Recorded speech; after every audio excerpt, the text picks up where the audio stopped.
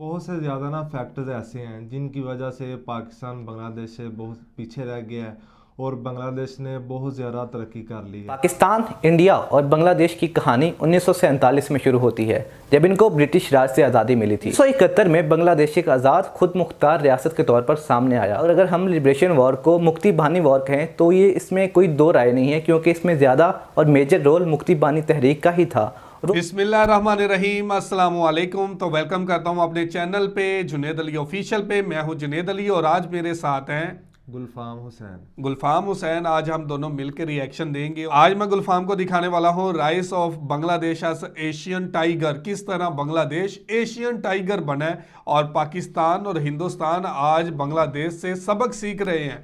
किस तरह पाकिस्तान और बांग्लादेश ने उन इफेक्ट्स को इग्नोर किया जो बांग्लादेश ने अपनाए और आज बांग्लादेश कामयाब हुआ है। और आज पाकिस्तान और हिंदुस्तान जो है वो बांग्लादेश से सीखने की कोशिश कर रहे हैं। और किन फिगर के ऊपर आज बात की जा रही है, पाकिस्तान का मीडिया इस हवाले से क्या बात कर रहा है। तो गुलफाम भाई वीडियो स्टार्ट करें, दिखाएं आपको कि किस तरह बांग्लादेश जो है वो एशियन टाइगर बनने जा रहा है। जी जरूर। तो चलें वीडियो स्टार्ट करते हैं। वीडियो स्टार्ट करने से पहले आप दोस्तों से गुजारिश है, अगर आप चैनल पे नए हैं तो चैनल को सब्सक्राइब करें, साथ बने बेल आइकॉन को भी दबाएं ताकि आपको वीडियो का नोटिफिकेशन सबसे पहले मिलता रहे। चलें वीडियो स्टार्ट करते हैं। जी है वी गो। अस्सलाम वालेकुम। पाकिस्तान, इंडिया और बांग्लादेश की कहानी 1947 में शुरू होती है, जब इनको ब्रिटिश राज से आज़ादी मिली थी। लेकिन पाकिस्तान और बांग्लादेश 1971 तक एक हिस्सा बनकर रहे और बांग्लादेश को मशरकी पाकिस्तान कहा जाता था। 1971 में बांग्लादेश एक आज़ाद खुद मुख्तार रियासत के तौर पर सामने आया और इसके पीछे दो अहम फैक्टर्स थे, जिसमें पहला था अवामी मुस्लिम लीग का नशस्तें मेजोरिटी में जीतना, लेकिन जुल्फ़िकार भुट्टो का उसको हुकूमत सुपुर्द ना करना। इसमें दूसरा अहम फैक्टर था लिबरेशन वॉर। और अगर हम लिबरेशन वॉर को मुक्ति बानी वॉर कहें तो ये इसमें कोई दो राय नहीं है, क्योंकि इसमें ज़्यादा और मेजर रोल मुक्ति बानी तहरीक का ही था और वो पहले से बांग्लादेश की आज़ादी के लिए जिद्दोजहद कर रहे थे। अभी यहाँ पे सवाल ये नहीं बनता कि ये हुआ क्यों हुआ, होना चाहिए था या नहीं होना चाहिए था, कैसे हुआ। यहाँ पर हमारा मेन फोकस इस बात पर है कि बांग्लादेश आज़ादी के वक्त किस स्टेज पर था और अब वो कहाँ खड़े हैं और हम कहाँ खड़े हैं। So let's talk about a comparison and development of Bangladesh till now.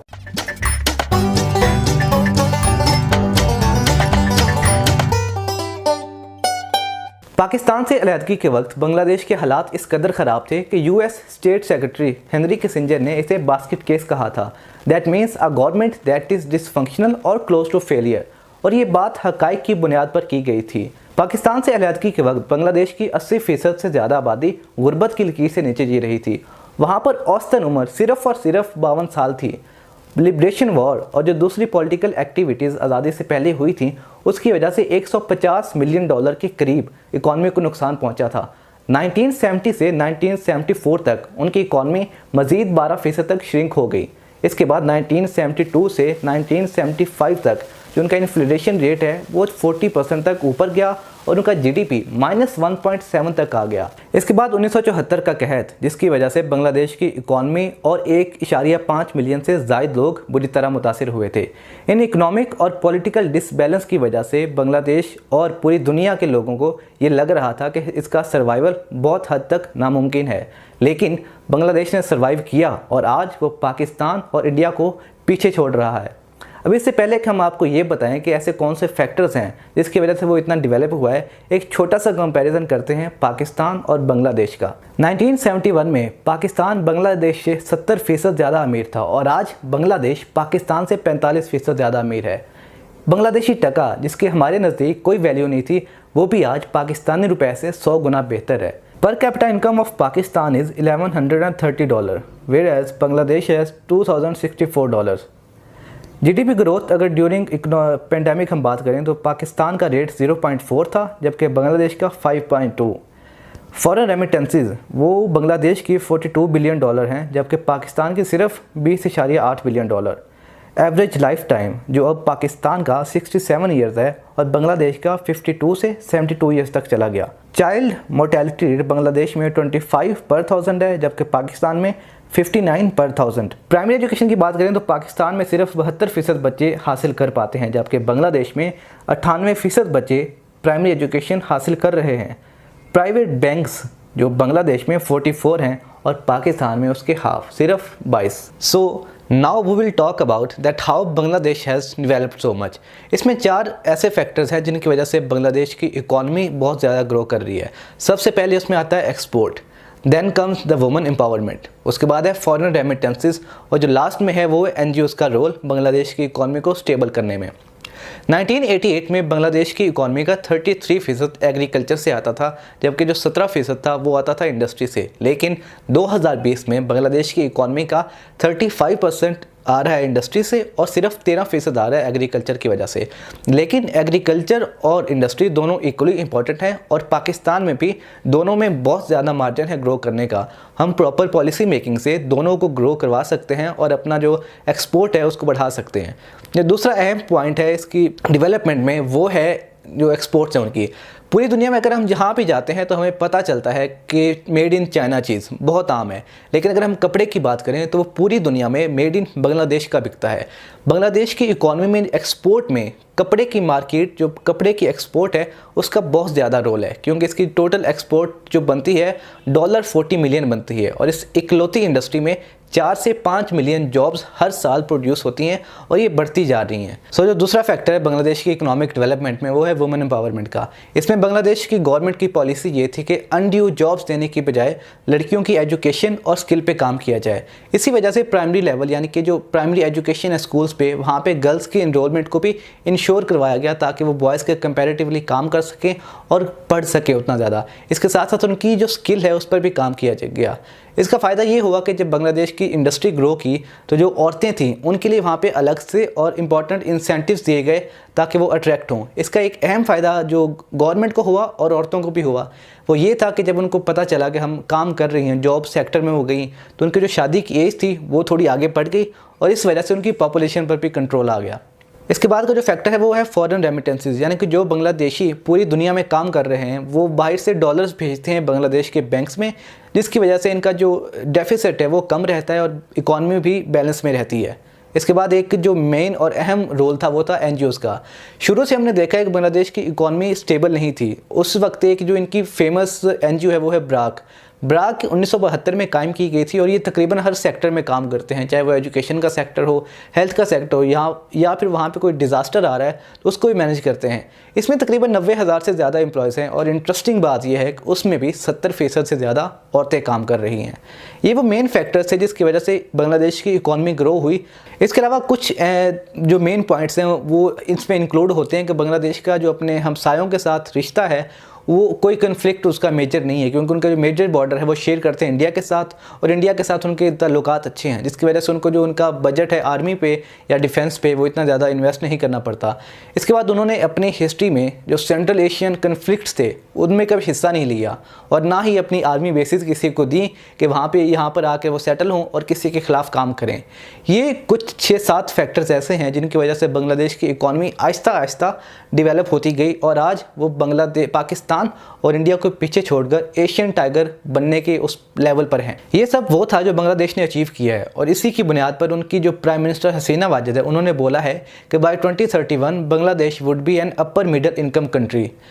अब इससे हम क्या सीख सकते हैं? बांग्लादेश की इकॉनमी ग्रो हुई है, लेकिन इससे हमारे लिए ये सबक है कि जो हमारे पास लेबर फोर्स है हम उसको प्रॉपर्ली यूटिलाइज़ करें। जो 65% यूथ है उनको सिर्फ पढ़ाना नहीं है, उनकी जो स्किल है उस पर काम करना है ताकि वो अपना कंस्ट्रक्टिव रोल प्ले कर सकते हैं पाकिस्तान की एक्सपोर्ट को बढ़ाने में और पाकिस्तान की जो इकॉनमी है उसको स्टेबल करने में। पाकिस्तान में जो एग्रीकल्चरल इंस्टीट्यूशन है, यूनिवर्सिटीज़ हैं, वहाँ पे रिसर्च पर काम करना चाहिए, रिसर्च पर फोकस होना चाहिए, क्योंकि मौसमियाती तब्दीली बहुत तेज़ी से हो रही है और उसका इफ़ेक्ट डायरेक्ट क्रॉप्स पर पड़ता है। हम एक एग्रीकल्चरल कंट्री हैं और हमारी जो रिसर्च है वो इतनी स्ट्रॉन्ग होनी चाहिए कि हमें पता हो कि किस सीज़न में कौन सी फसल लगानी है और ये तभी पॉसिबल है जब हम रिसर्च ओरिएंटेड काम करेंगे। हम सिर्फ उम्मीद कर सकते हैं पाकिस्तान भी बांग्लादेश की तरह तरक्की करे और एशियन टाइगर बने ताकि हम भी फ़ख्र से कह सकें कि हम पाकिस्तानी हैं।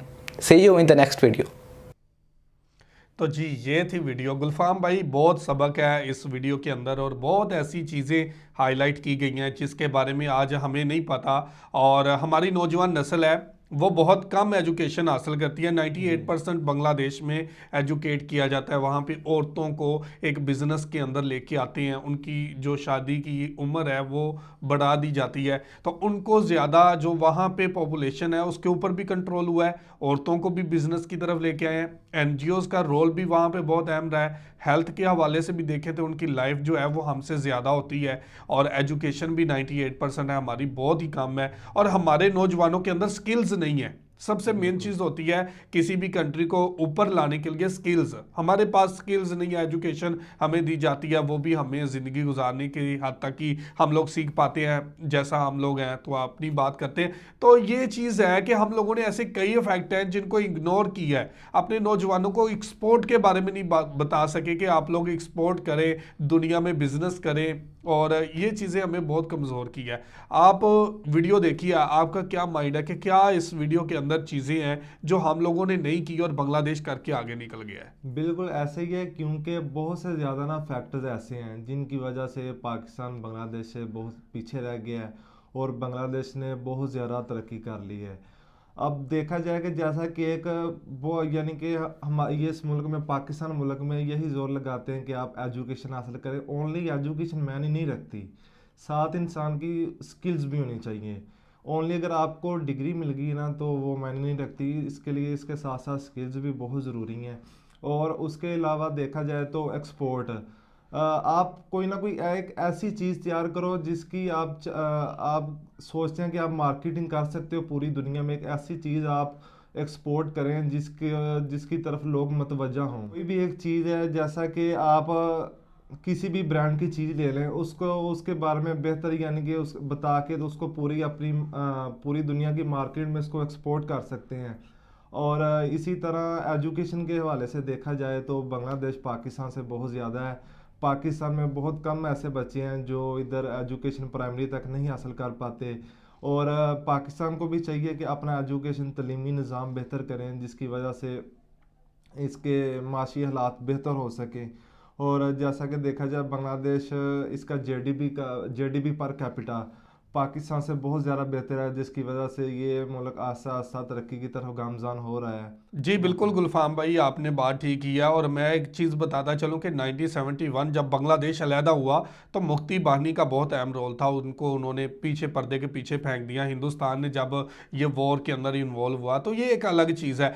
और ये कहना चाहता हूँ कि जब पाकिस्तान से अलहदा हुआ था तो अमेरिका का ये कहना था ये एक बास्केट केस है, यहाँ पे रोज़गार नहीं है, यहाँ पे गुर्बत बहुत ज़्यादा है, लोग जो हैं वो ये भूख से मर जाएंगे और यहाँ पे कुछ भी नहीं हो पाएगा। लेकिन बांग्लादेश ने ये साबित किया कि हम लोग बेहतर हालात में भी आ सकते हैं, और आज हिंदुस्तान और पाकिस्तान से बेहतर है। आज उनकी पर कैपिटा इनकम की बात की जाए तो हिंदुस्तान से भी बेहतर है बांग्लादेशी, और जीडीपी की बात करें तो वो तो पाकिस्तान से 2 गुना और बड़ी है। और आज एक चीज़ सबक सीखने को मिलता है कि बांग्लादेश ने दुनिया को ये दिखाया है कि किस तरह आगे बढ़ा जा सकता है, किस तरह आप अपने मुल्क को, अपनी कौम को बना सकते हैं। एजुकेशन के ऊपर, तालीम के ऊपर, और साथ ही साथ हेल्थ के ऊपर, हर शोबे में इन्होंने काम किया। और एक बहुत अहम चीज़ है कि इनकी एक्सपोर्ट, नौजवानों के अंदर बिजनेस का जो जज्बा है वो जो बंगालियों के अंदर है वो किसी के अंदर नहीं है। क्योंकि यहाँ पे क्या होता है, एक दुकानदार दूसरे दुकानदार की टांगें खींच रहा होता है, ये मुझसे ज़्यादा क्यों कमा रहा है। तो बांग्लादेश में क्या होता है, बांग्लादेश में ये नहीं होता। बांग्लादेश में ये होता है कि आज मैंने इतना कमा लिया, दूसरे को भी मौका दिया जाए। ठीक है, अपनी दुकानदारी भी चलाता है, दूसरे की भी दुकानदारी साथ ही साथ चलाता है, और दूसरे को भी ये मौका देता है आगे बढ़ने का, और वो लोग बहुत खुश होते हैं इस चीज़ को लेके। जी ये थी आज की वीडियो। आप इस वीडियो के बारे में क्या कहना चाहते हैं ज़रूर कमेंट करके हमें बताइएगा। बहुत शुक्रिया।